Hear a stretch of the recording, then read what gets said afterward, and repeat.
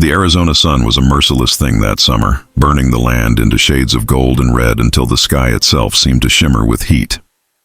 Clara Dawson had lived alone on the edge of that vast desert for 3 years now, ever since her husband had died of fever and left her the small ranch and the ghosts that came with it. Each day was the same: milk the cow, patch the roof, fetch water from the well. A rhythm that kept her from thinking too much about the silence. But one afternoon, as she poured milk into a tin bucket for the neighbor's child, her dog began to growl, low and uneasy. When she turned, she saw him, an Apache warrior, tall and lean, his face painted with dust and exhaustion, his horse half dead and dragging behind him.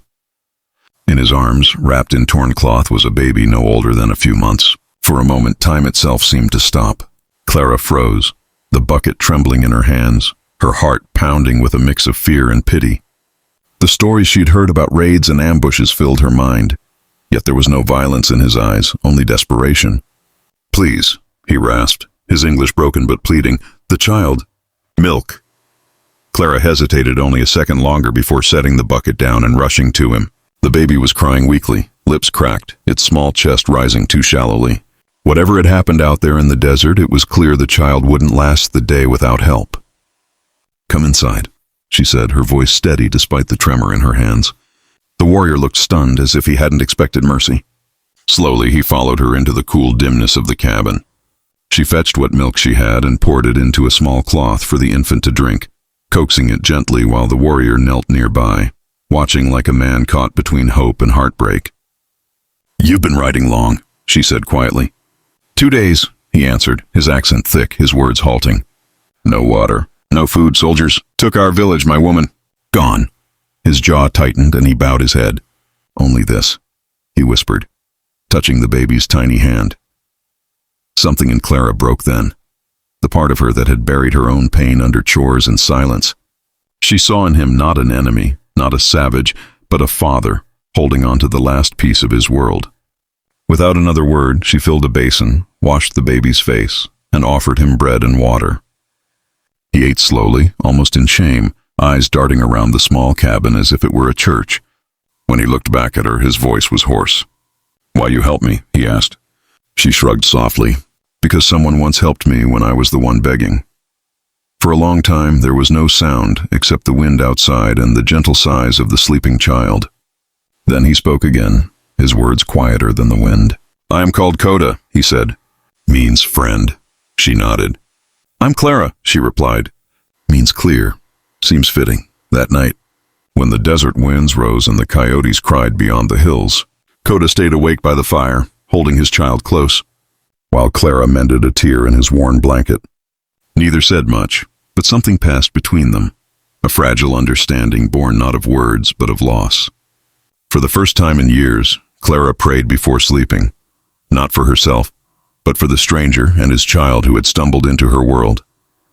Outside, the storm rolled in from the mountains, and when thunder shook the sky, Koda whispered something in Apache, cradling his baby against his chest. Clara didn't understand the language, but she understood the sound. It was the same way she once spoke to her own stillborn child a lifetime ago.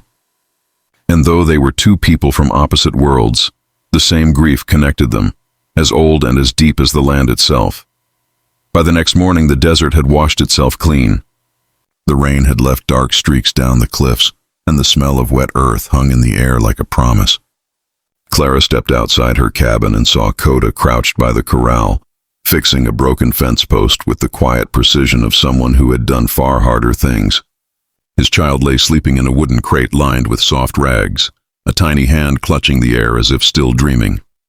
For a moment, Clara simply watched. The man's strength, the tenderness in his touch, the strange peace that had settled over her home. It was as if the land itself had decided to rest after years of fighting. When Koda noticed her, he stood, nodding slightly in gratitude. "Fence," he said simply. "I fix," she smiled. "Seems we're both fixing something." He didn't answer, but there was a light in his eyes that hadn't been there the night before, a glimmer of trust. Days turned to weeks, and what began as an act of mercy became something deeper. Koda helped mend the barn roof, chopped firewood, and brought back rabbits from the hills. In return, Clara showed him how to churn butter, bake bread, and patch clothes, simple things that built a rhythm between them, steady and wordless. Sometimes when the baby cried, Clara would take her into her arms and hum an old hymn, the melody carrying softly through the open windows. Koda would watch from outside, his expression unreadable, though once she thought she saw tears glinting in the corners of his eyes. The child began to grow stronger, her cheeks filling out, her cries turning to laughter that filled the cabin with new life. The silence that once haunted Clara's nights was replaced by the sound of a child's joy and a man's quiet footsteps moving gently across her floor. But peace in the Old West was never meant to last. One afternoon, dust rose on the horizon. Riders, soldiers. Clara froze when she saw the glint of their rifles, her heart hammering. "Koda," she whispered. "They'll kill you if they find you here." He said nothing, only reached for his bow, but she caught his hand. "No, you'll hide," in the cellar. His gaze locked on hers, fierce and unwilling, but she didn't back down. "You helped me rebuild my life," she said firmly. "Now let me keep you alive." He hesitated only a moment longer before nodding. As the soldiers rode up, Clara stood tall on the porch, her apron still dusty from work. "Ma'am," the officer called out, "we're tracking an Apache. Have you seen anyone pass this way?" Clara met his eyes without flinching. "Only the wind, sir," she said evenly, "and it's long gone." The officer narrowed his gaze but said nothing more. After a tense silence, they turned their horses and rode on, leaving behind nothing but hoof prints and the smell of gunpowder. When the last echo faded, Clara lifted the cellar door. Koda climbed out, the baby in his arms, his face pale but burning with emotion. "You risk your life," he said hoarsely. She shook her head. "No, I saved mine the day I let you in." The words hung in the air between them like a vow. That night, under a sky thick with stars, they sat by the fire together. The baby slept between them,